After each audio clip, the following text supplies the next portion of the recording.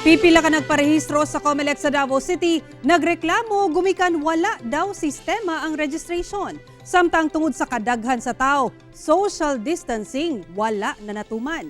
Ano yung report ni John D. Esteban? First come, first serve, man ko na, sir. Daghan po kayo kagingan, daghan yung sa'yo. Wala po kayo magpunto mo, sir. Wala kayo maptan, sir. Ikapilang balik na day ninyo, sir? Daghan na Sarado, ay tao.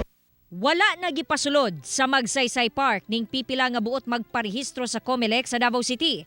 Gumikan, naabtan og cut-off. Ang problema, ma'am, kayo, COVID kayo, ma'am, ba? Overcrowd na kayong area, ma'am. Tapos, ang kinakita lang nila, ma'am, style lang minimum sa tao, ma'am, kay area, buot na kayo. Ang anaa sa sulod, sama ni ining babae nga 4 ka oras na kuno nga nagpaabot. Ni uli na lang. Manguli na lang gid mi, sir. Nga naman, Wala naman, di naman yung kasi. cut off na daw? Cut off na. Wala, 300 lang man tapos isa pa. Nagdala lang mi katapok diha. Gi-cut off nila until 280 persons lang. So, ang kagahapon 350.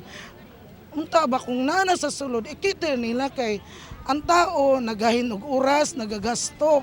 Abtan og 3 ka oras, 4 ka oras, nya usa pa sila mag-ingon na cut off na. 280 lang ang i-cater na mo ron. So, Sayang oras. sayang ang oras pod. Daan ang giingon sa Comelec nga limitado lang gyud daw ang ilang madawat nga magparehistro matag adlaw. Na sila quota in a day kasi dili na nila kaya.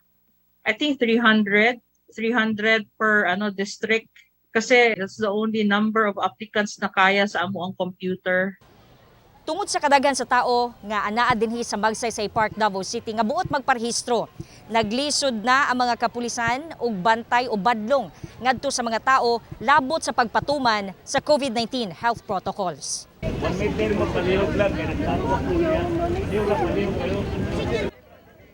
Ang uban nagdikit-dikit na sa linya ug naghinuramay og ballpen aron mag-fill up og form.